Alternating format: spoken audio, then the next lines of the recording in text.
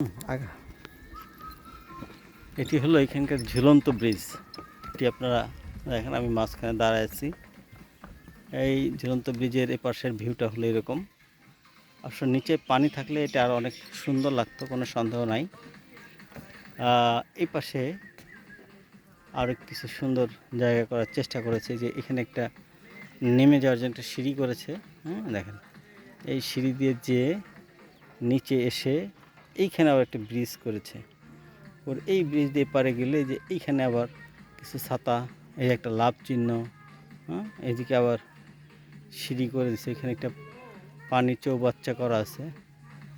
ঝর্ণা টর্না এই যে দিতে পাম্প দিয়ে হয়তো পানির ঝর্ণা টর্না নিয়ে আসে। মানে শীতের সময় এরা বেশ কিছু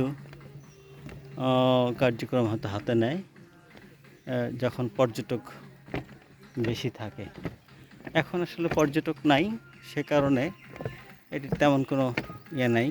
কিন্তু এখানে যেটি খারাপ দিক সেটি হলো এখানে প্রতিটা স্পটে ঢুকতে 20 টাকা করে নেয়। এটি আসলে স্থানীয় প্রশাসনের অবশ্যই নজরে আসা উচিত, যে কেন এটা একবার একটা স্পটে ঢোকার পরে সেখানে কেন আবার আলাদা আলাদা চার্জ দিতে হবে। এটি আমার মনে হয় যে পর্যটকদের এখানে আসতে নিরুৎসাহিত করবে।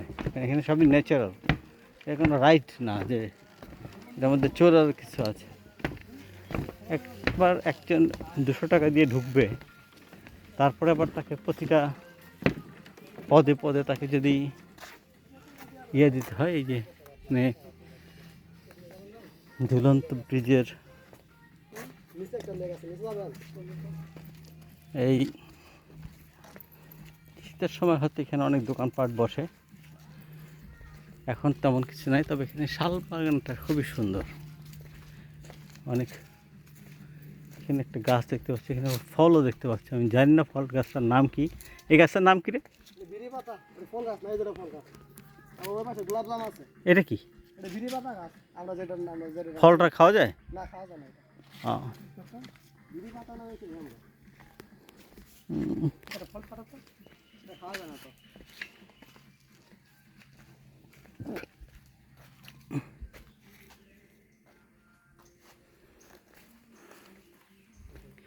আসছি আপনাদেরকে বনটা দেখাই।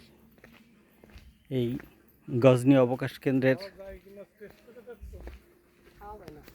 খুবই সুন্দর মনোরম দৃশ্য, অনেক গাছগাছালি। আসলেই মানে বিষয় যে এখানে গাছগাছালি, টিলা, পাহাড়, সমতল, নদী সব মিলে একটা অসাধারণ একটা ভিউ। সারা দিনের জন্যে এখানে আসলে ঘোরা যায়, কোনো বিরক্ত লাগবে না কারো। এই যে এখন পাহাড় থেকে নিচের দিকে নামছি, সামনে হয়তো একটা নদী পাওয়ার সম্ভাবনা আছে। আর নদী মানেই তো এক অসম্ভব সুন্দর একটা আকর্ষণ। এদেশের নদী ও নারী, এ দুটি হলো বাঙালি জীবনের এক অবিচ্ছেদ্য অংশ। এই নদীর নাম কি? এটা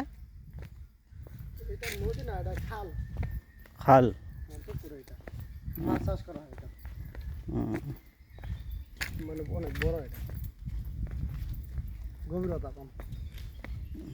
কম, শালবনটা কিন্তু খুবই সুন্দর। মানে আমাদের দেশে শালবনগুলো তো বেশ মরা মরা থাকে, এটা আসলে সেরকম না, বেশ তাজা লকলকে গাছ। আসলে সংরক্ষিত আছে বিধায় মনে আছে, অন্যথায় এখানে যদি বাইরের লোক ঢোকার মতো অবস্থা থাকতো তাহলে হয়তো এগুলো এতদিন এখানে হয়তো ইয়েদের বসার জন্য একটা, পর্যটকদের বসার জন্য একটা ব্যবস্থা করা আছে। এই যে নদীর বা খাল যাই বলেন না কেন, এটি খুব চমৎকার একটা নদীর অভাবে আছে, খাল বলা যায়। এখানে বিভিন্ন পাখিরা আছে, যে একটা বক দেখেন, মাছ শিকার করার জন্য বসে আছে একটা বক, তার মানে মাছ আছে। তো এখন আপাতত এই পর্যন্তই, ধন্যবাদ।